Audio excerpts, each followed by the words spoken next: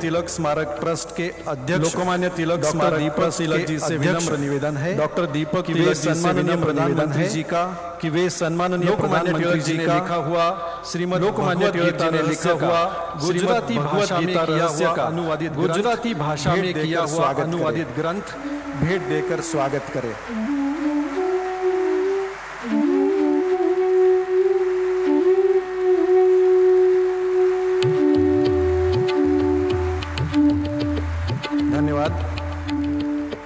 धन्यवाद। इस प्रोग्राम की परंपरा अनुसार शुभ अवसर पर श्री ऋषिकेश बड़वे अवसर पर लोकमान्य श्री ऋषिकेश बड़वे प्रस्तुत करेंगे। लोकमान्य स्तवन प्रस्तुत करेंगे श्री ऋषिकेश बड़वे।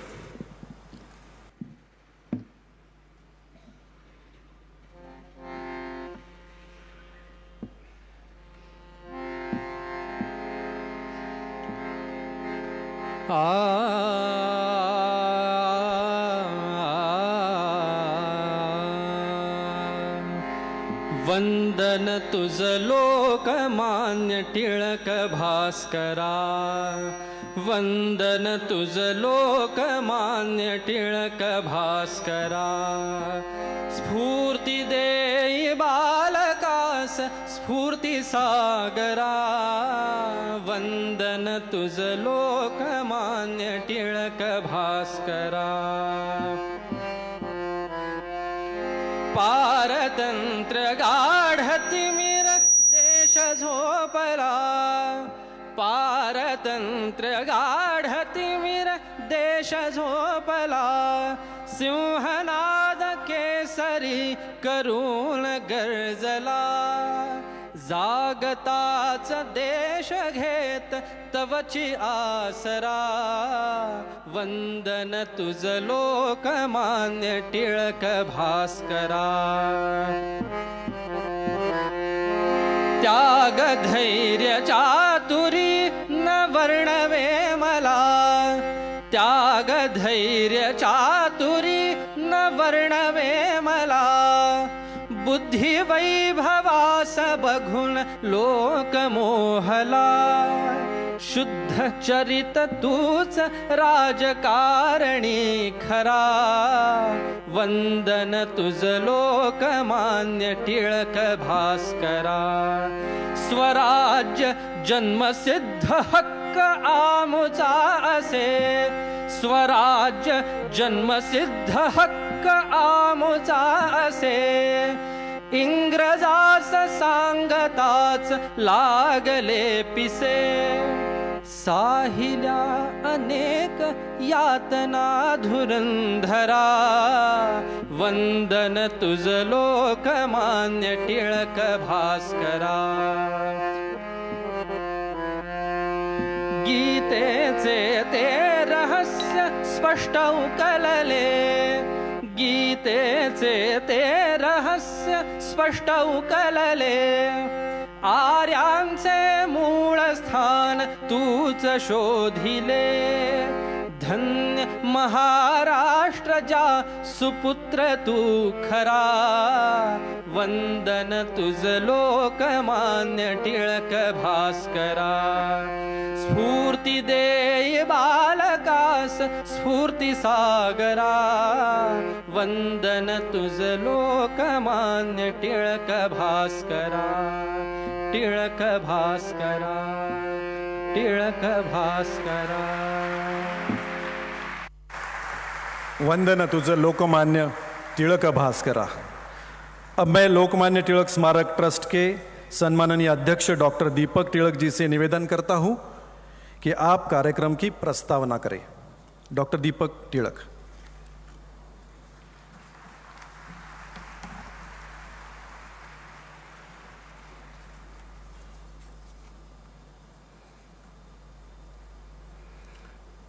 आज आपण ज्यांना लोकमान्य टिळक राष्ट्रीय पुरस्काराने सन्मानित करणार आहोत ते आदरणीय पंतप्रधान श्री नरेंद्र मोदीजी, आजचे प्रमुख पाहुणे श्री शरदचंद्र पवार, मंचावर उपस्थित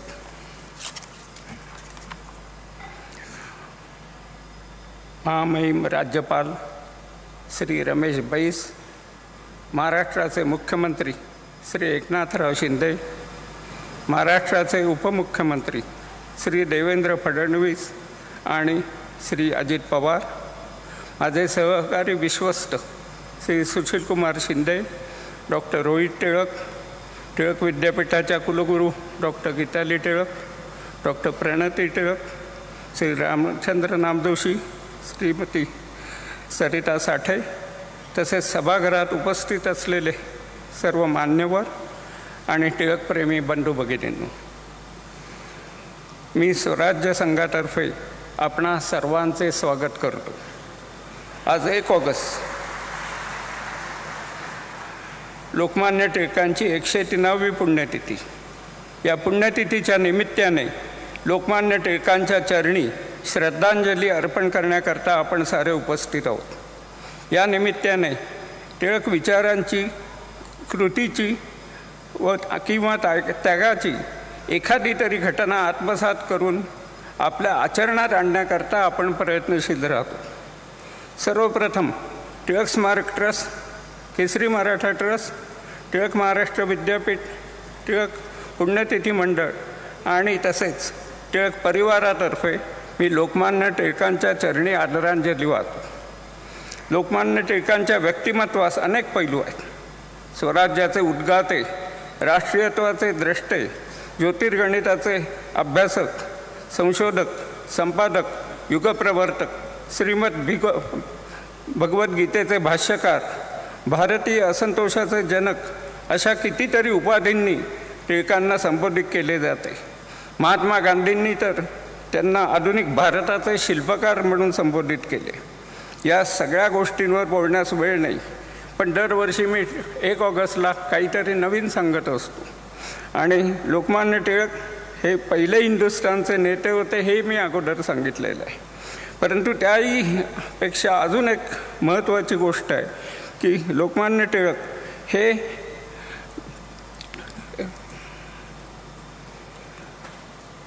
यांनी स्वराज्याचा लढा हा चौफेर दिला. चौफेर अशा यांनी म्हणता येईल की ब्रिटिश केवळ राजकीय वर्चस्व इथे लादू इच्छित नव्हते, तर त्यांना आर्थिक, शैक्षणिक, धार्मिक, सांस्कृतिक या सगळ्यावर वर्चस्व पाहिजे होतं. आणि तशा तऱ्हेची नीती त्यांनी सगळ्यावर आखली होती. आणि लोकमान्य टिळक हे त्यावेळचे असे द्रष्टे की त्यांनी या सगळ्या विरुद्ध स्वातंत्र्याचा लढा उभारला.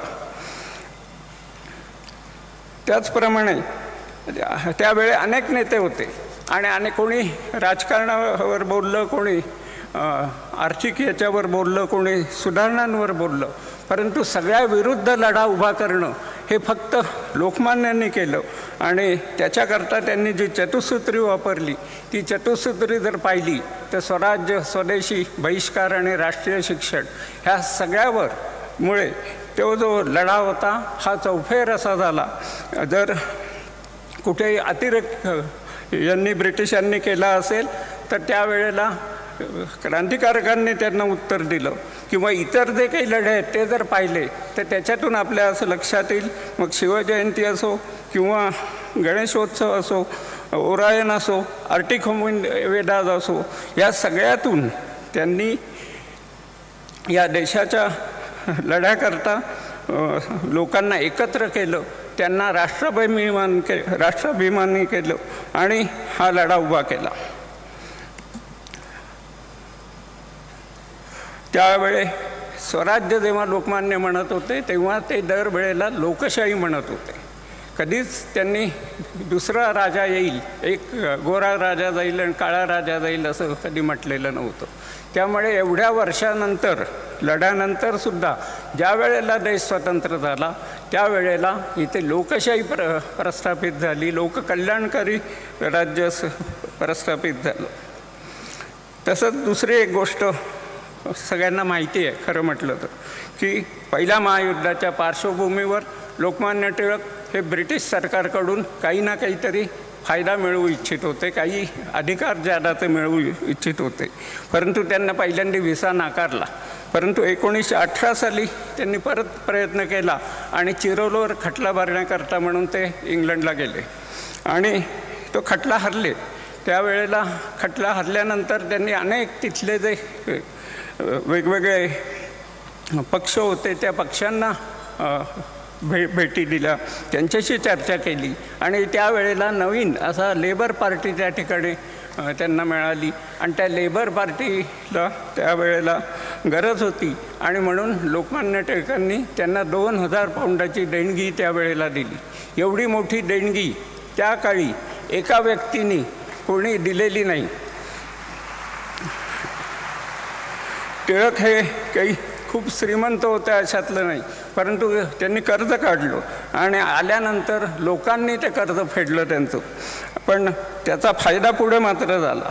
त्यावेळचं ज्या इंग्रजांकडे आपण हे मागत होतो, स्वातंत्र्य मागत होतो, ती पार्लमेंटरी कशी होती हेही खरं जाणून घेण्याचं आपल्याला जाणून घेणं आवश्यक आहे की त्यावेळेला इंग्लंडच्या पार्लमेंटमध्ये सगळ्यांना मतदानाचा अधिकार नव्हता. काही ठराविक लोकांनाच मतदानाचा अधिकार होता.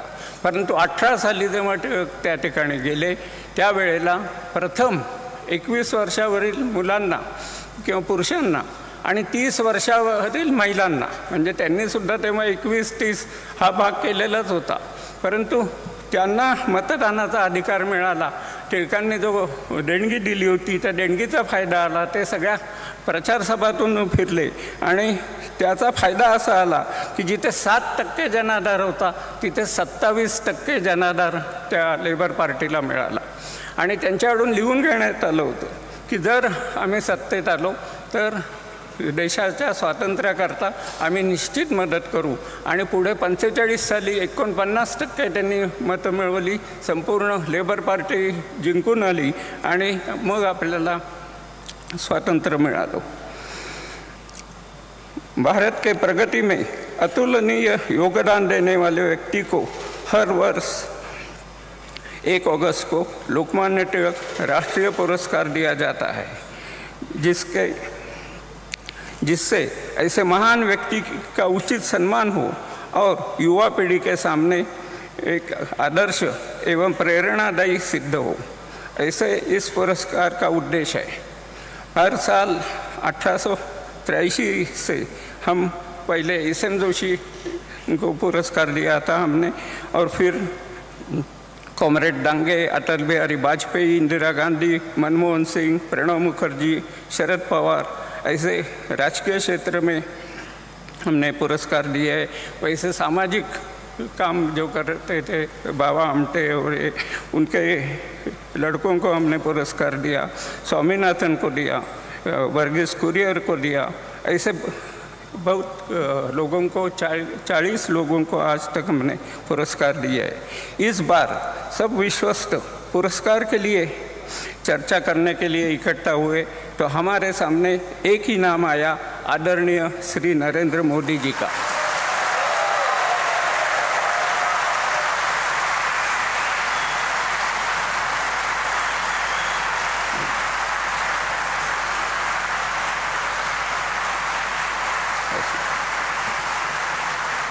या पुरस्काराकरता आदरणीय नरेंद्र मोदीजींची निवड याकरता केली कारण लोकमान्य टिळकांनी स्वतंत्र, आधुनिक आणि बलाढ्य हिंदुस्थानचे स्वप्न पाहिले होते. राष्ट्रीयत्व, हिंदुस्थानच्या पुरातन विद्या, वैभवशाली इतिहास, राष्ट्रप्रेम, स्वदेशी, राष्ट्रीय शिक्षण, आधुनिक तंत्रज्ञान, स्वदेशी अर्थकारण लोकमान्यांनी सांगितले होते आणि ते सूत्र श्री नरेंद्र मोदीजींच्या लोककल्याणकारी बलाढ्य राष्ट्रात आम्हाला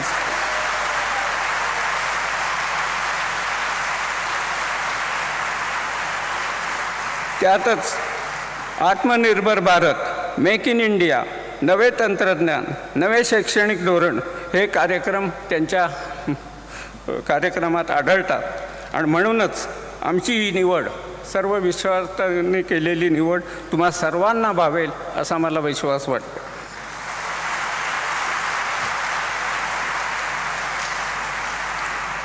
माननीय पंतप्रधान श्री नरेंद्र मोदीजींनी हा पुरस्कार स्वीकारला म्हणून टिळक स्वराज्य संघातर्फे मी त्यांचे आभार मानतो.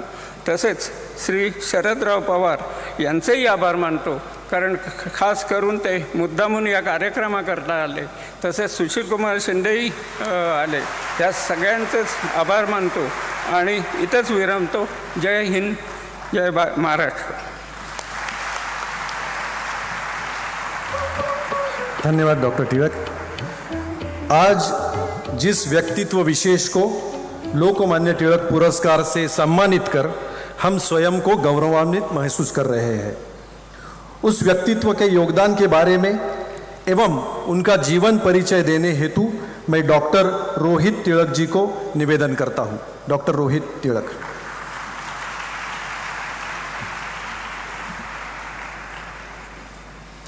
Honorable Prime Minister, dignitaries on the dais, and respected audience. It is my distinct honor and privilege to introduce a leader who has been instrumental in shaping India's global footprint, a visionary who has tirelessly devoted himself to his nation's progress, and a statesman who has redefined leadership with his dynamic, people-centric approach. With his unwavering determination and leadership skills, he rose through the ranks to become the Chief Minister of Gujarat in 2001. During his tenure as Chief Minister, Shri Modi ji implemented numerous innovative policies and initiatives that transformed Gujarat into one of India's most economically vibrant and progressive states. His emphasis on infrastructure development, investment in renewable energy, and effective governance earned him widespread acclaim and established him as a visionary leader. From the corridors of Gujarat as its longest-serving Chief Minister to the vast expanses of India as its Prime Minister, he has left indelible imprints with his leadership. A person of humble beginnings who rose to hold the highest office of the world's largest democracy is a beacon of hope for billions, a catalyst for change, and an embodiment of relentless perseverance. Under his stewardship, India has taken monumental strides on the world stage, fueling a new era of innovation, development, and inclusive growth. His flagship initiatives from Make in India to Swachh Bharat have been pivotal in transforming the lives of millions, reflecting his vision of progressive and prosperous India. Prime Minister Modi is playing an enormous role in eradicating poverty in India. A recent report showed that 13.5 crore people moved out of poverty in 5 years under him. PM Modi's sensitivity and concern for the poor has created a new paradigm of welfare in India, with the poor getting houses, tap water, toilets, gas connections, electricity, free ration, and much more. His digital savviness is reflected in his significant presence on the social media platforms, where he connects directly with the people, underscoring his belief in a transparent and accountable governance model. Beyond his achievements in governance, Sri Narendra Modi ji has inspired millions with his charismatic personality, eloquence, and ability to connect with people from all walks of life. He has shown exemplary leadership during times of crisis, such as the COVID-19 pandemic, by implementing nationwide measures to combat the virus and support those affected by the economic fallout. Prime Minister Modi's vision for a new India encompasses the principles of development, innovations, and social empowerment.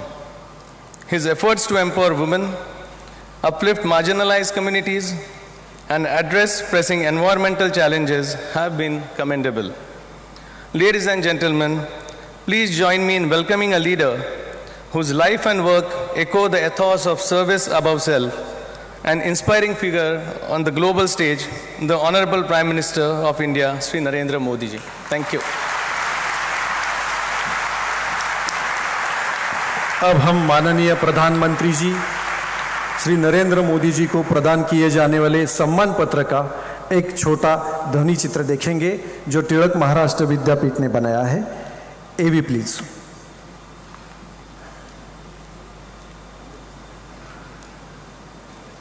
The trustees of the Lokmanya Tilak Smarak Mandir Trust are honored to bestow the Lokmanya Tilak National Award 2023 on Prime Minister Shri Narendra Modi, recognizing your exceptional service to our great nation. Your life and work echo Lokmanya Tilak's tireless efforts toward establishing a strong and prosperous India. Lokmanya Tilak's enduring call of Swarajya is my birthright is a message that resonates in your work. You have also taken this a step further by advocating for Surajya, highlighting the importance of good governance and development. Your tireless work for the welfare of the most vulnerable and marginalized sections of our society, ensuring Surajya for all, is exemplary. During India's colonial period, Lokmanya Tilak championed Swadeshi, aiming to make India an economic power. Today, you have strongly emphasized Atmanirbharta, or self-reliance, a principle that is truly the need of the hour. This push towards self-reliance is reflected in the numerous reform measures your government has introduced.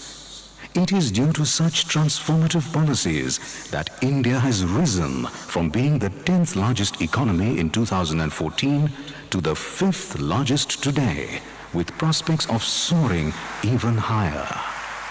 No society can thrive without a profound connection with its roots and culture. Lokmanya Tilak, by popularizing the Ganesh and Chhatrapati Shivaji Maharaj festivals, deepened cultural consciousness among all Indians. Throughout your tenure in public life, you have placed paramount importance on preserving and promoting our great Indian culture. Over the past 9 years, under your leadership, there has been a significant shift in India's growth trajectory. The world now sees India as a beacon of hope, a nation that can play a major role in creating a more sustainable planet. Your stewardship has significantly elevated India's global prestige. Therefore, sir, we are indeed exhilarated to present you with the Lokmanya Tilak National Award 2023.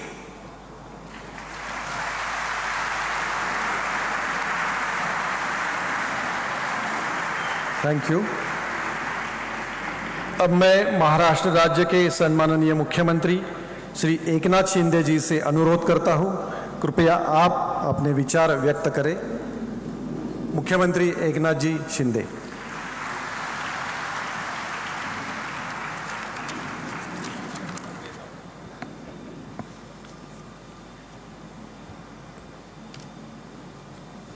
आजच्या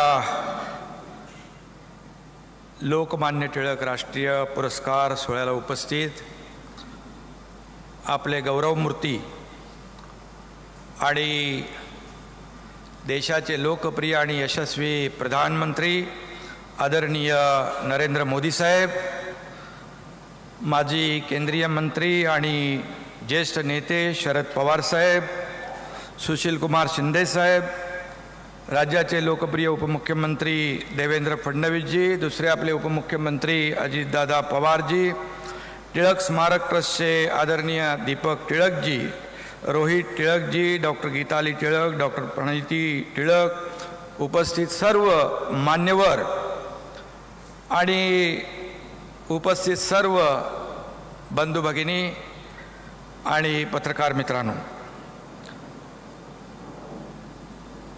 भारतीय स्वातंत्र्य चळवळीचे जनक आणि बहुमुखी प्रतिभावंत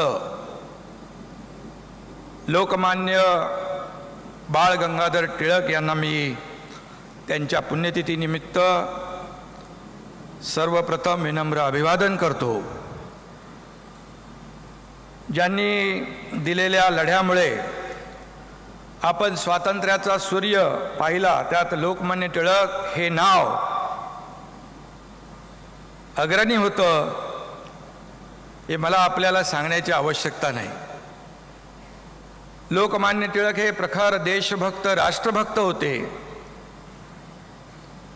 ब्रिटिशांविरोधात लढताना त्यांच्या शब्दांना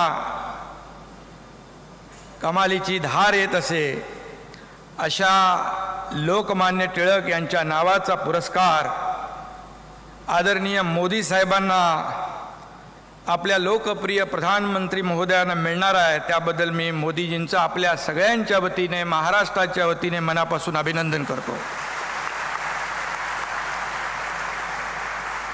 हा पुरस्कार स्वर्गीय इंदिरा गांधी, अटलजी, प्रणव मुखर्जी, बाळासाहेब देवरतजी, मनमोहन सिंगजी असं अनेक शास्त्रज्ञ, उद्योजक, संशोधक ज्यांनी समाजामध्ये चांगलं काम केलं, त्या लोकांचा आजवर या पुरस्काराने सन्मान झालेला आहे. व्यासपीठावर बसलेल्या आदरणीय पवार साहेबांना देखील हा पुरस्कार या संस्थेने दिलेला आहे. आणि म्हणून वर्ल्ड लीडर, जागतिक नेता म्हणून नावलौकिक कमावलेल्या मोदीजी यांची यंदाच्या पुरस्कारासाठी टिळक प्रतिष्ठान स्मारक ट्रस्टने निवड केली. त्याबद्दल टिळक ट्रस्टला देखील मनापासून मी धन्यवाद देतो, त्यांचेही आभार मानतो. लोकमान्य टिळक हे सामान्य माणसाच्या मनातली भावना अचूक ओळखायचे आणि आजच्या काळात समाजाच्या सामान्य माणसाचं मन ओळखणारे आपले आदरणीय पंतप्रधान मोदीजी हे राष्ट्रीय स्तरावरील नेते ठरलेले आहेत. मी त्यांचं पुनश्च अभिनंदन करतो.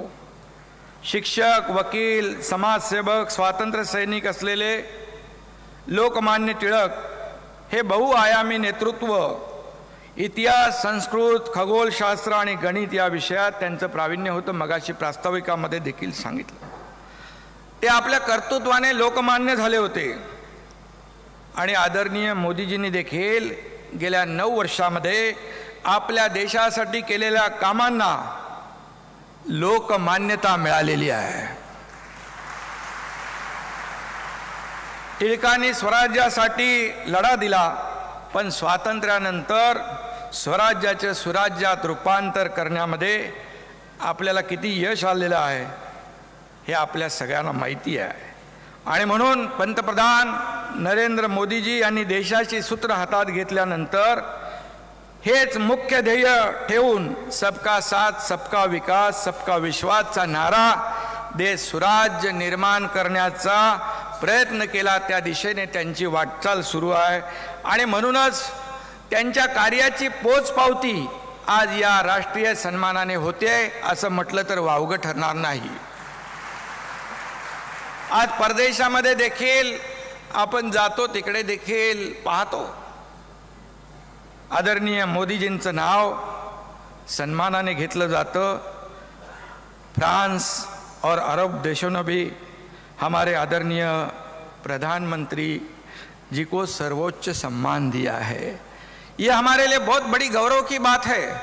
विभिन्न देशों के प्रधानमंत्री, राष्ट्रपति उनके कितना सम्मान करते हैं हमने देखा है. उनका ऑटोग्राफ लेते हैं, कोई बॉस कहते हैं, कोई उन्हें प्यार आदर से गले लगाता है, तो कोई झुककर प्रणाम करता है. अमेरिका के राष्ट्रपति जब उन्हें यू आर ग्लोबली पावरफुल कहते हैं तो हमारे देशवासियों का सीना अभिमान से, गर्व से फूल जाता है.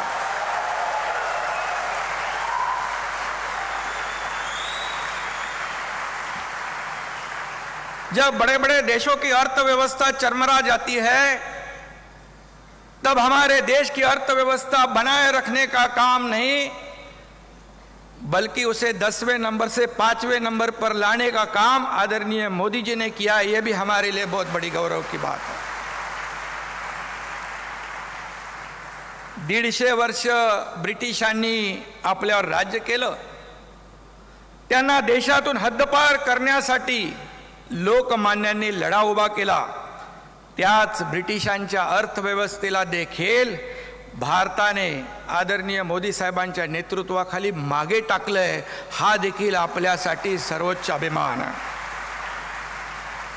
आणि म्हणून हे आदरणीय प्रधानमंत्रीजींचं कर्तृत्व आहे. आणि म्हणूनच त्यांना हा पुरस्कार या ठिकाणी मिळाला आहे. खरं म्हणजे या पुरस्काराचे साक्षीदार, या ऐतिहासिक सोहळ्याचे साक्षीदार होण्याची संधी आमच्यासारख्या कार्यकर्त्यांना मिळाली, हे आमचं भाग्य समजतो. आणि म्हणून लोकमान्यांनी विदेशी वस्तूंवर बहिष्कार घालण्याचं आवाहन करत स्वदेशीचा नारा दिला. आज माननीय प्रधानमंत्री मोदीजी आपल्याला आत्मनिर्भर भारत करा म्हणून असा मंत्र मोदीजींनी दिला. लोकमान्य टिळक यांच्या एका सभेत बोलताना लोकमान्य म्हणाले होते, योग्य रस्ता येण्याची वाट पाहत आपण दिवस घालवतो. आपल्याला याचा विसर पडतो की रस्ते हे वाट बघण्यासाठी नसतात तर चालण्यासाठी असतात. आणि मोदीजींनी लोकमान्य टिळकांचा हाच उपदेश आत्मसात केलाय आणि त्याचा अंमल करण्याचा, त्याची अंमलबजावणी करण्याचं काम ते या ठिकाणी करतात. त्यांनी एकदा ठरवलं की ते त्या मार्गाने जातात. मग काश्मीरमधलं 370 कलम असू द्या, राम मंदिराचा विषय असू द्या, वाराणसीचा कायापालट असू द्या,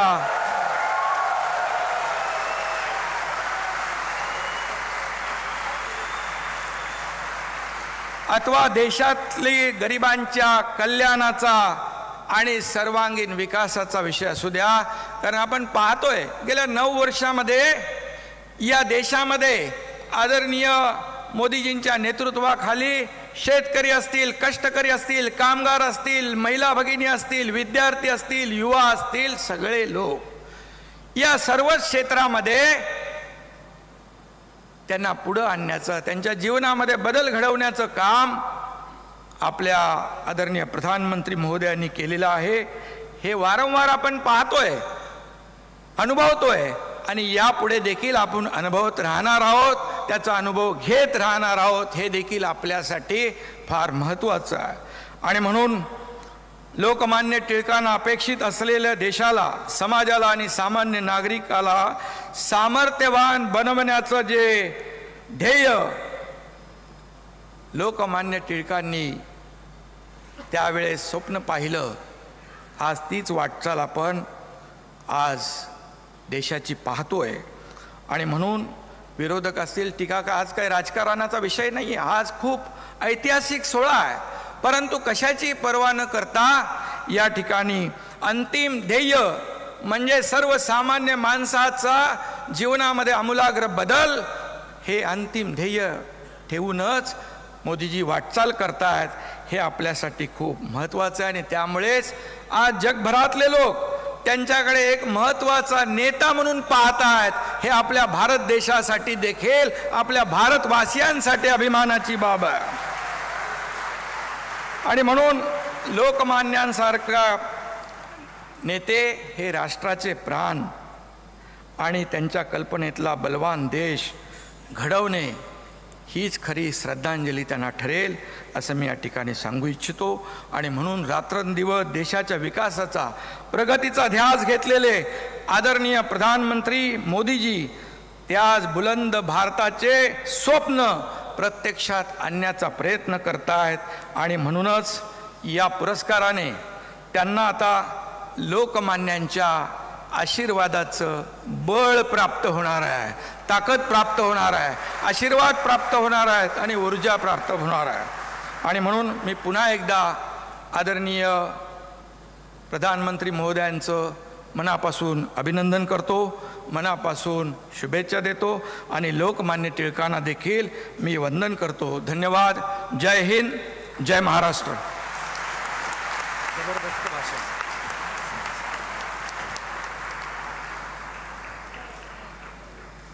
लोकमान्य टिळक स्मारक ट्रस्टचे शुभचिंतक आदरणीय शरद पवार साहेब.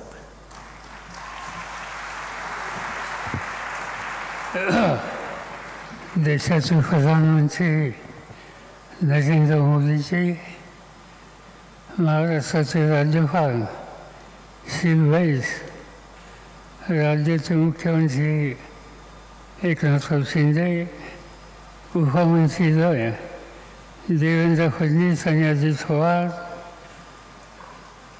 तिलक स्वराज्य संघ एवं लोकमान्य तिलक स्मारक ट्रस्टचे अध्यक्ष डॉक्टर दीपक तिलक, ट्रस्टचे उपाध्यक्ष डॉक्टर रोहित तिलक, या ठिकाणी उपस्थित असलेले सगळे मान्यवर आणि बंधू भगिनींनो, आजचा दिवस हा लोकमान्यांचा 103 पुण्यतिथीचा आहे आणि त्याचा सोहळा या ऐतिहासिक पुणे शहरामध्ये होतो है। मैं प्रधानमंत्री जी को कहना चाहता हूँ कि देश में पुणे शहर का एक अलग महत्व है। छत्रपति शिवाजी महाराज और इनका इतिहास पूरी दुनिया जानती है। शिवाजी महाराज का जन्म इसी जिले में शिवनेरी के किले में हुआ और इसी पुणे शहर के लाल महल में उनका बचपन उन्होंने गुजारा। यहाँ उन्होंने हिंदवी स्वराज्य के निर्माण किए। या देशामध्ये अनेक राजे राजवाडे होऊन गेले। त्यांचं राज्य, त्यांचं संस्थान त्यांच्या नावाने ओळखलं जायचं। मग कुठं देवीजींचं यादवांचं संस्थान असेल, कुठं मोगलांचं दिल्लीचं संस्थान असेल, अनेकांचे संस्थानं या देशात होऊन गेली। पण शिवछत्रपतींचं काम एका वेगळ्या दिशेवर झालं। त्यांनी राज्य उभं केलं, पण ते भोसल्यांचं राज्य नव्हतं, ते हिंदवी स्वराज्य होतं, ते रयतेचं राज्य होतं आणि ते रयतेचं राज्य प्रस्थापित करण्याच्या संबंधीचं काम या पुणे शहरामध्ये झालं। हा पुण्याचा एक गौरवशाली इतिहासाचा भाग आहे। अलीकडच्या काळामध्ये या देशानं आणि या देशाच्या जवानानं देशाचं रक्षण करण्याच्यासाठी एक प्रकारचा सर्जिकल स्ट्राईक केलेला होता। सर्जिकल स्ट्राईकची चर्चा आत्ता होते, पण लाल महालामध्ये शाहिस्तेखांनी ताबा घेण्याचा प्रयत्न केल्याच्या नंतर या देशातला पहिला सर्जिकल स्ट्राईक हा शिवछत्रपतींच्या काळामध्ये झाला। ही गोष्ट आपण कधी विसरू शकत नाही आहे। अनेक गोष्टी या ठिकाणी सांगता येतील। आपण लोकमान्यांचं स्मरण करण्याच्यासाठी आलो। 1865 मध्ये लोकमान्यांचे वडील गंगाधर यांनी रत्नागिरी सोडली आणि पुण्यामध्ये त्यांचं आगमन झालं। पुण्यामध्ये आगमन झाल्याच्या नंतर ते नुसतं आगमन नव्हतं, ती एक प्रकारची चिंगारी होती। संपूर्ण स्वराज्य स्थापन करण्याच्या संबंधीची ती मशाल बनलेली होती आणि त्या कालखंडामध्ये लोकमान्यांचा सुरुवातीचा काळ या पुणे शहरामध्ये गेला। त्यांचं एकंदर लक्ष सगळ्या परिस्थितीवर होतं आणि ते असताना ब्रिटिशांच्या गुलामगिरीतून बाहेर पडायचं असेल तर सामान्य माणसाला जागृत केलं पाहिजे आणि त्यासाठी एक जबरदस्त अशा प्रकारचं शस्त्र याची निर्मिती करण्याची आवश्यकता आहे आणि ते शस्त्र म्हणजे पत्रकारिता। तिलक जी ने 25 साल की उम्र में मराठी भाषा में केसरी अखबार और अंग्रेजी में मराठा साप्ताहिक शुरू किया और इन पत्रों के माध्यम से इंग्रेजों के खिलाफ उन्होंने कड़ा प्रहार किया।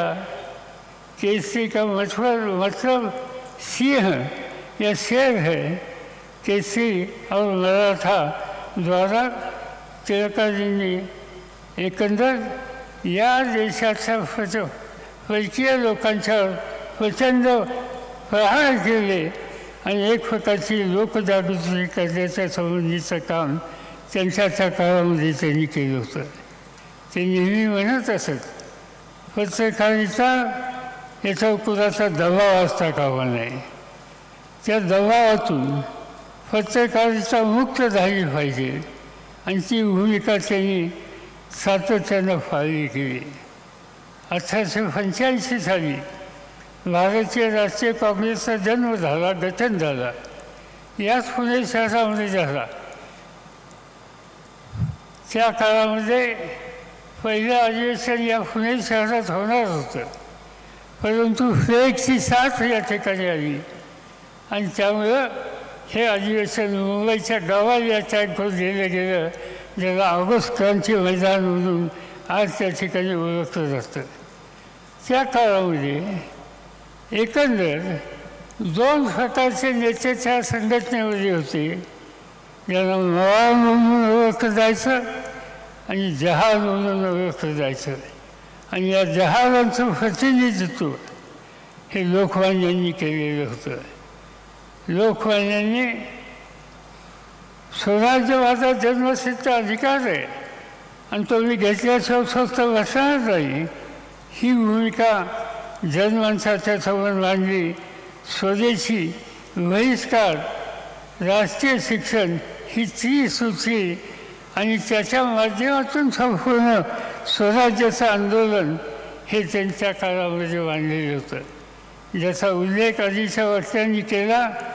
गणेश उत्सव असेल, शिवजयंती असेल, या सगळ्यामध्ये लोकमान्यांचं योगदान हे फार मोठं होतं आणि त्या माध्यमातून एक नवीन इतिहास तयार करण्याचं काम त्यांनी केलं.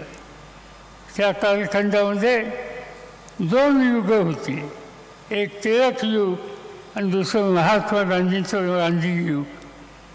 या ठिकाणी या दोघांचं जे योगदान आहे ते आम्ही कधी विसरू शकत नाही आणि या देशाच्या नव्या पिढीला या कर्तृत्वान दृष्टीच्या नेत्यांचा आदर्श हा अखंडपणानं प्रेरणा देईल याची मला खात्री आहे. आणि या पार्श्वभूमीवर टिळक पुरस्कार याला एक आगळं वेगळं अशा प्रकारचं महत्त्व आहे.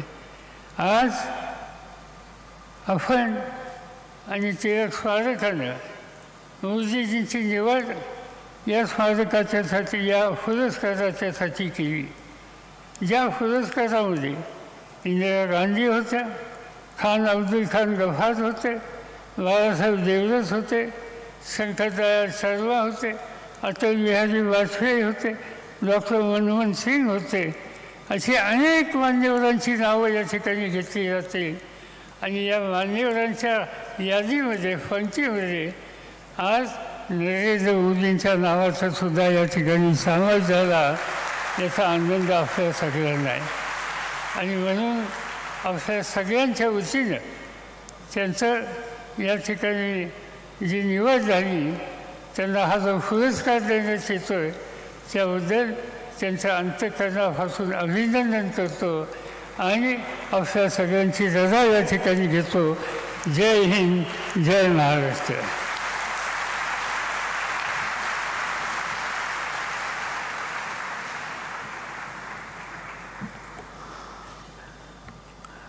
आता तो मंगल क्षण आलेला है.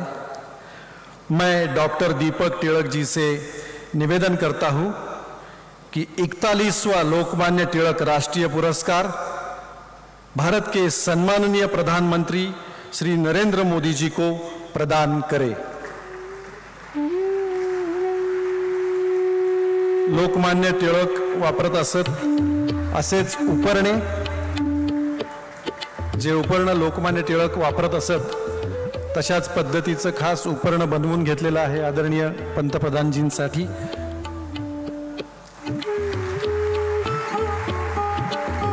लोकमान्य तिलक जी की पहचान पुणेरी पगड़ी और लोकमान्य जी का उत्तरीय, त्याचप्रमाणे सम्मान पत्र,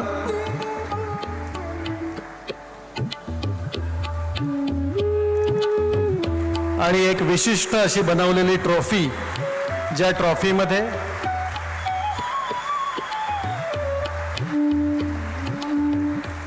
विशिष्ट ट्रॉफी, ज्या ट्रॉफीमध्ये आपण पाहू शकता श्रीमद भगवत गीता, त्याचप्रमाणे लोकमान्यांची पगडी, केसरीचा पहिला अंक आणि लोकमान्यांची प्रतिमा.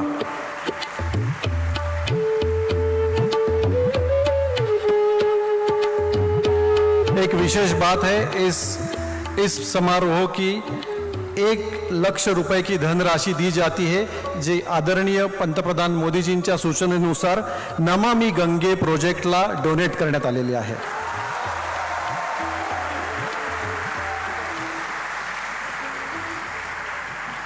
लोकमान्य टिळक राष्ट्रीय पुरस्कार से सम्मानित हुए आदरणीय प्रधानमंत्री श्री नरेंद्र मोदी जी, जिनके कार्य एवं विचार हमारी प्रेरणा है. आदरणीय मोदी जी, आपल्या कार्य कौशल्यामुळे, आपल्या कार्य कर्तृत्वामुळे आपण संपूर्ण जगामध्ये लोकप्रिय प्रधानमंत्री आहात. तरीही तुम्ही स्वतःला प्रधान सेवक म्हणवता आणि म्हणून आम्हा सगळ्यांना तुम्ही खूप आवडता. मैं आपसे प्रार्थना करता हूं, इस शुभ अवसर पर आप आपके मन की बात कहे. जी.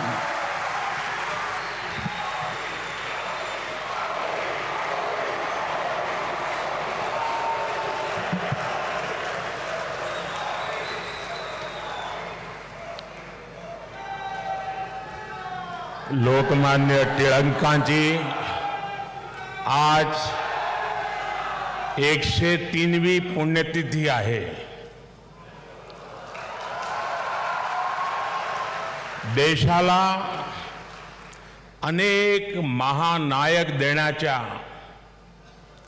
महाराष्ट्राच्या भूमीला मी कोटी कोटी वंदन करते.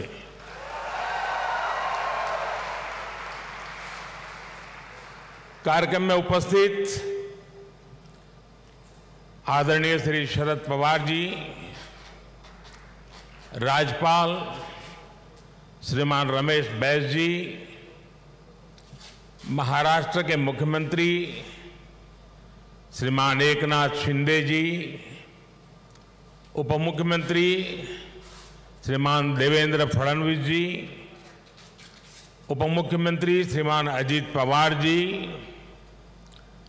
ट्रस्ट के अध्यक्ष श्रीमान दीपक तिलक जी, पूर्व मुख्यमंत्री मेरे मित्र श्रीमान सुशील कुमार शिंदे जी, तिलक परिवार के सभी सम्मानित सदस्यगण एवं उपस्थित भाई और बहनों,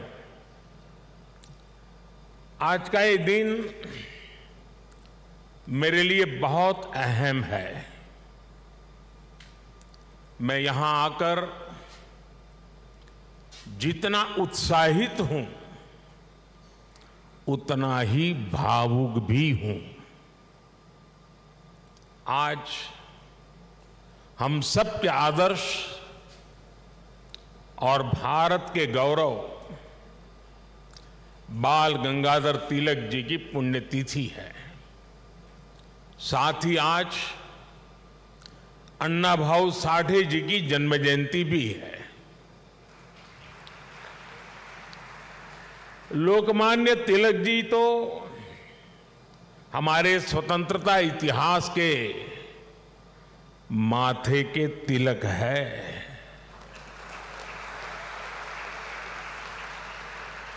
साथ ही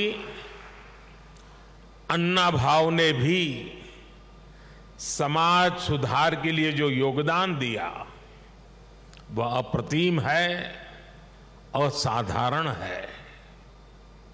मैं इन दोनों ही महापुरुषों के चरणों में श्रद्धापूर्वक नमन करता हूं. आज या महत्वाच्या दिवशी मला पुण्याच्या या पावन भूमीवर महाराष्ट्राच्या धर्तीवर येण्याची संधी मिळाली, हे माझे भाग्य आहे.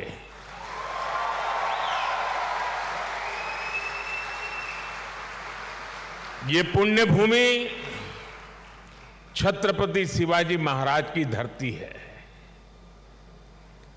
ये चाफेकर बंधुओं की पवित्र धरती है। इस धरती से ज्योतिबा फुले, सावित्रीबाई फुले की प्रेरणाएं और आदर्श जुड़े हैं। अभी कुछ ही देर पहले मैंने दगड़ू सेठ मंदिर में गणपति जी का आशीर्वाद भी लिया। ये भी पुणे जिले के इतिहास का बड़ा दिलचस्प पहलू है। दगड़ू सेठ पहले व्यक्ति थे जो तिलक जी के आह्वान पर गणेश प्रतिमा की सार्वजनिक स्थापना में शामिल हुए थे। मैं इस धरती को प्रणाम करते हुए इन सभी महान विभूतियों को श्रद्धापूर्वक नमन करता हूं। साथियों, आज पुणे में आप सबके बीच मुझे जो सम्मान मिला है, ये मेरे जीवन का एक अविस्मरणीय अनुभव है। जो जगह, जो संस्था सीधे तिलक जी से जुड़ी रही हो, उसके द्वारा लोकमान्य तिलक नेशनल अवार्ड मिलना मेरे लिए सौभाग्य की बात है। मैं इस सम्मान के लिए हिंद स्वराज संघ का और आप सभी का पूरी विनम्रता के साथ हृदय से आभार व्यक्त करता हूं। और मैं ये भी कहना चाहूंगा, अगर ऊपर ऊपर से थोड़ा नजर करें तो हमारे देश में काशी और पुणे दोनों की एक विशेष पहचान है। विद्वत्ता यहां पर चिरंजीव है, अमरत्व को प्राप्त हुई है।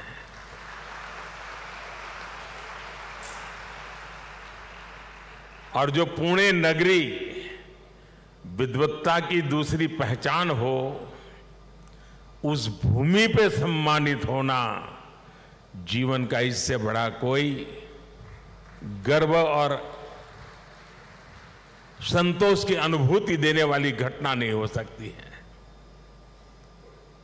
लेकिन साथियों, जब कोई अवार्ड मिलता है तो उसके साथ ही हमारी जिम्मेदारी भी बढ़ जाती है। आज जब उस अवार्ड से तिलक जी का नाम जुड़ा हुआ हो तो दायित्व बोध और भी कई गुना बढ़ जाता है। मैं लोकमान्य तिलक नेशनल अवार्ड को 140 करोड़ देशवासियों के चरणों में समर्पित करता हूं।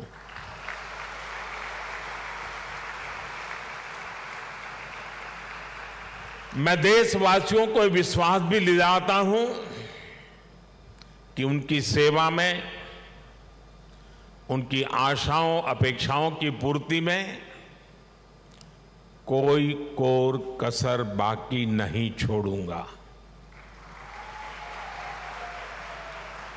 जिनके नाम में गंगाधर हो,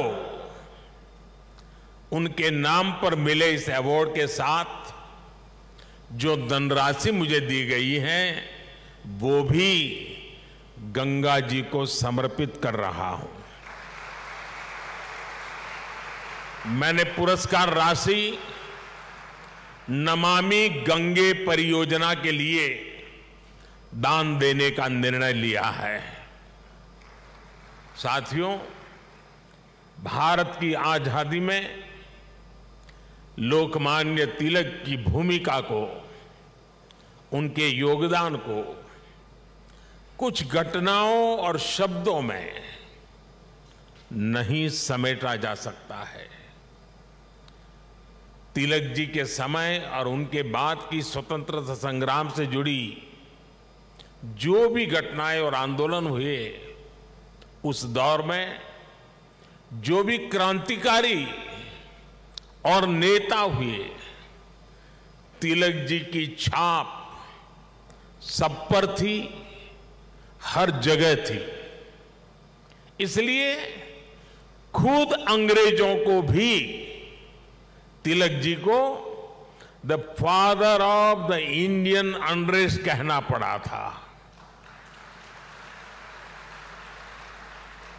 तिलक जी ने भारत के स्वतंत्रता आंदोलन की पूरी दिशा ही बदल दी थी। जब अंग्रेज कहते थे कि भारतवासी देश चलाने के लायक नहीं है, तब लोकमान्य तिलक ने कहा कि स्वराज्य हमारा जन्मसिद्ध अधिकार है।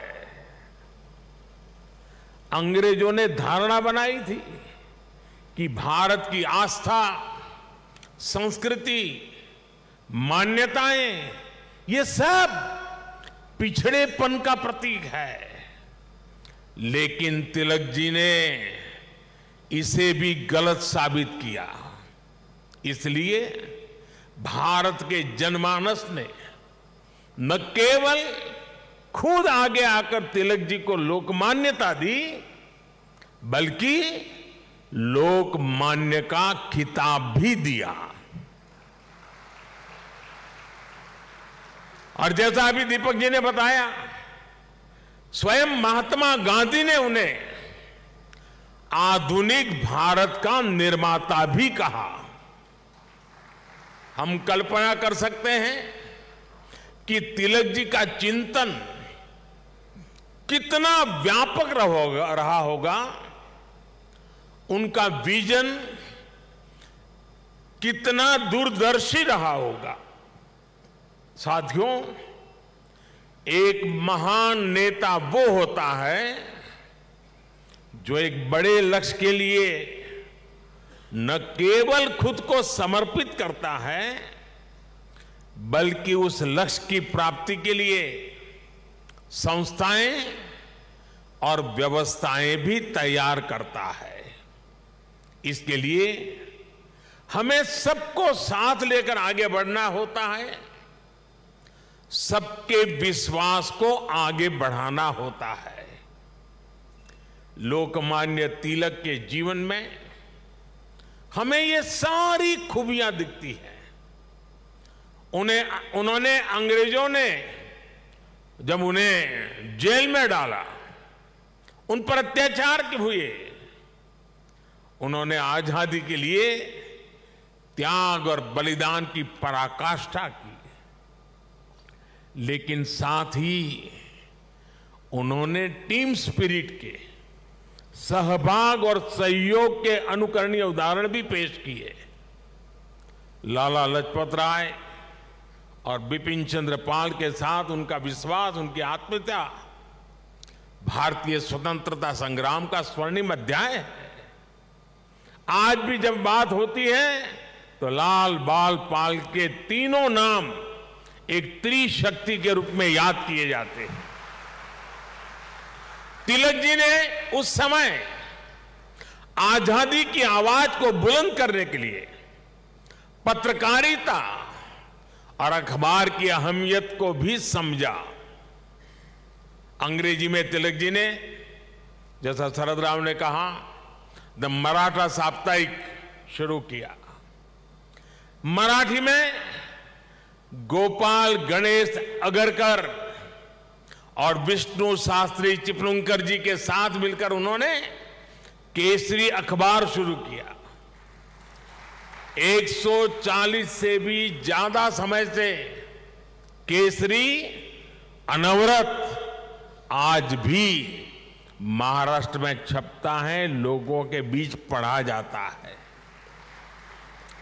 ये इस बात का सबूत है कि तिलक जी ने कितनी मजबूत नींव पर संस्थाओं का निर्माण किया था। साथियों, संस्थाओं की तरह लोकमान्य तिलक ने परंपराओं को भी पोषित किया। उन्होंने समाज को जोड़ने के लिए सार्वजनिक गणपति महोत्सव की नींव डाली। उन्होंने छत्रपति शिवाजी महाराज के साहस और आदर्शों की ऊर्जा से समाज को भरने के लिए शिव जयंती का आयोजन शुरू किया। ये आयोजन भारत को सांस्कृतिक सूत्र में पिरोने के अभियान भी थे और इनमें पूर्ण स्वराज की संपूर्ण संकल्पना भी थी। यही भारत की समाज व्यवस्था की खासियत रही है। भारत ने हमेशा ऐसे नेतृत्व को जन्म दिया है जिसने आजादी जैसे बड़े लक्ष्यों के लिए भी संघर्ष किया और सामाजिक बुराइयों के खिलाफ नई दिशा भी दिखाई। आज की युवा पीढ़ी के लिए यह बहुत बड़ी सीख है। भाइयों और बहनों, लोकमान्य तिलक इस बात को भी जानते थे कि आजादी का आंदोलन हो या राष्ट्र निर्माण का मिशन, भविष्य की जिम्मेदारी हमेशा युवाओं के कंधों पर होती है। वो भारत के भविष्य के लिए शिक्षित और सक्षम युवाओं का निर्माण चाहते थे।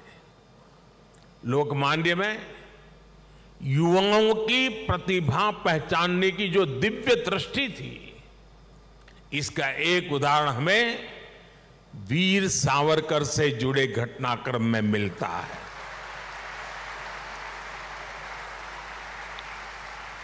उस समय सावरकर जी युवा थे। तिलक जी ने उनकी क्षमता को पहचाना।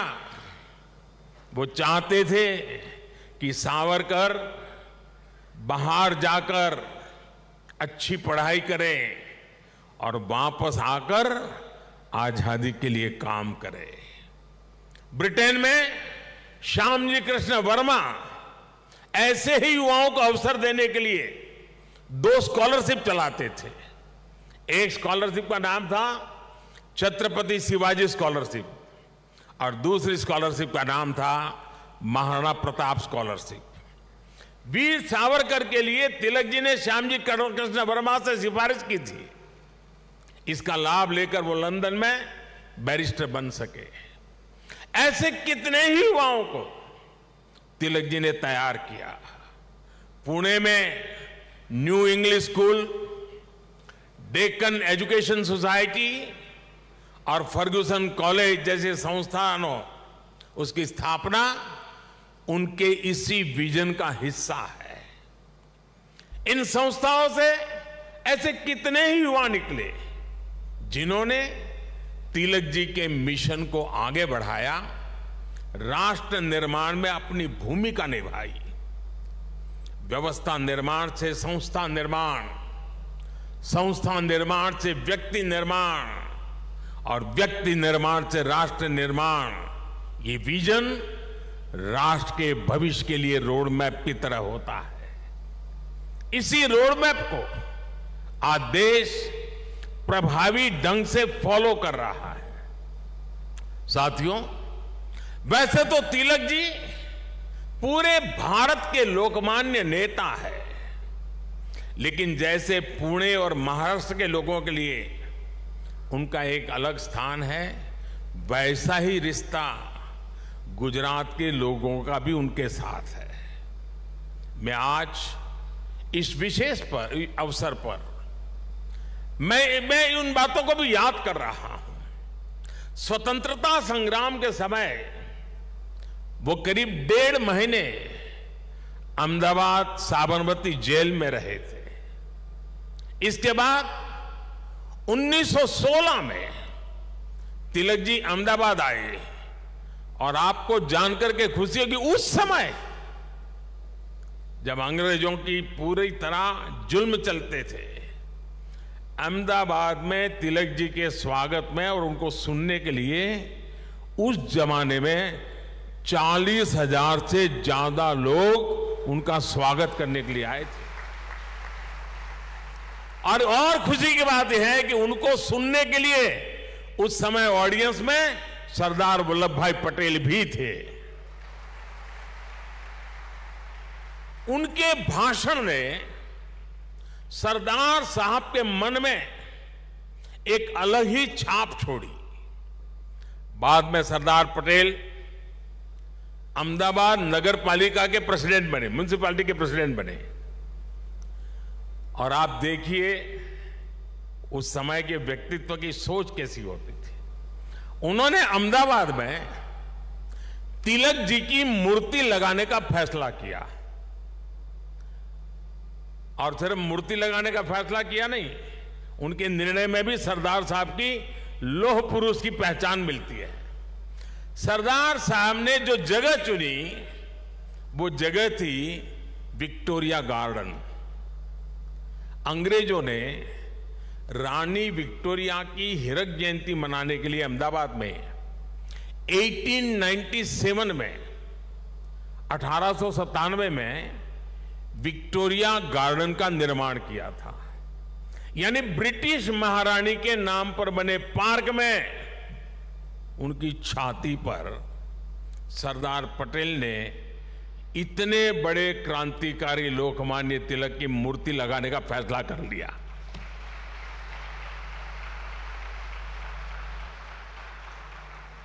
और उस समय सरदार साहब पर इसके खिलाफ कितना ही दबाव पड़ा, उन्हें रोकने की कोशिश हुई, लेकिन सरदार तो सरदार थे। सरदार ने कह दिया वो अपना पद छोड़ देना पसंद करेंगे, लेकिन मूर्ति तो वहीं पर लगेगी। और वो मूर्ति बनी और 1929 में उसका लोकार्पण महात्मा गांधी ने किया। अहमदाबाद में रहते हुए मुझे कितनी ही बार उस पवित्र स्थान पर जाने का मौका मिला है और तिलक जी की प्रतिमा के सामने सर झुकाने का अवसर मिला है। वो एक अद्भुत मूर्ति है जिसमें तिलक जी विश्राम मुद्रा में बैठे हुए हैं। ऐसा लगता है जैसे वो स्वतंत्र भारत के उज्जवल भविष्य की ओर देख रहे हैं। आप कल्पना करिए, गुलामी के दौर में भी सरदार साहब ने अपने देश के सपूत के सम्मान में पूरी अंग्रेजी हुकूमत को चुनौती दे दी थी। और आज की स्थिति देखिए, अगर आज हम किसी एक सड़क का नाम भी किसी विदेशी आक्रांता की जगह कर बदलकर भारतीय विभूति पर रखते हैं तो कुछ लोग उस पर हल्ला मचाने लग जाते हैं।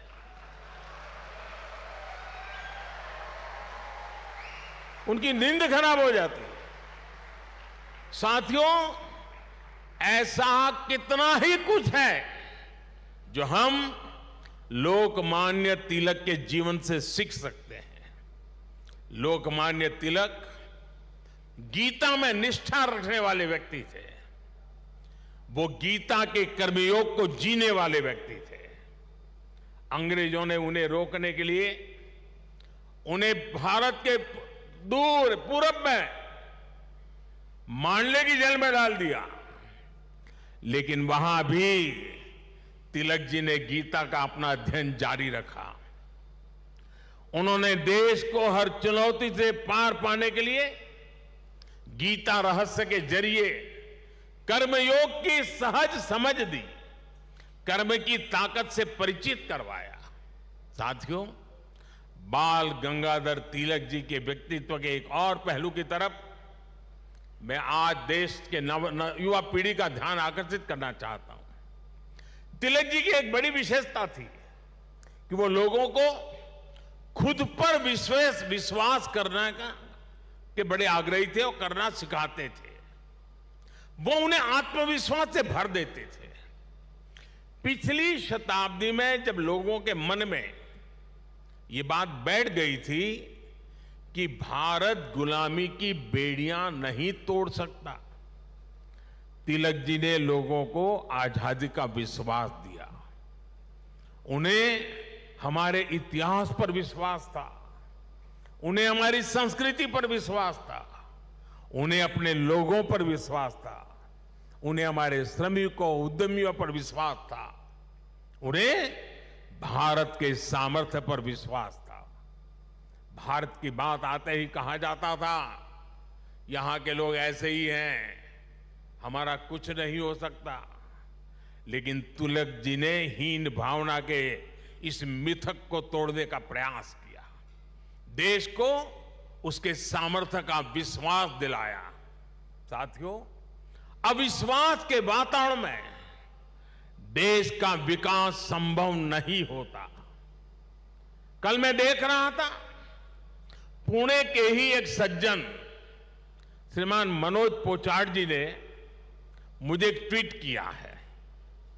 उन्होंने मुझे 10 साल पहले की मेरी पुणे यात्रा को याद दिलाया है। उस समय जिस फर्ग्यूसन कॉलेज की तिलक जी ने स्थापना की थी, उसमें मैंने तब के भारत में ट्रस्ट डेफिसिट की बात की थी। अब मनोज जी ने मुझे आग्रह किया है कि मैं ट्रस्ट डेफिसिट से ट्रस्ट सरप्लस तक की देश की यात्रा के बारे में बात करूं। मैं मनोज जी का आभार व्यक्त करूंगा कि उन्होंने इस अहम विषय को उठाया है। भाई और बहनों, आज भारत में ट्रस्ट सरप्लस पॉलिसी में भी दिखाई देता है और देशवासियों के परिश्रम में भी झलकता है। बीते 9 वर्षों में भारत के लोगों ने बड़े बड़े बदलावों की नींव रखी, बड़े बड़े परिवर्तन करके दिखाए। आखिर कैसे भारत दुनिया की 5वीं सबसे बड़ी अर्थव्यवस्था बन गया? ये भारत के लोग ही हैं जिन्होंने ये करके दिखाया।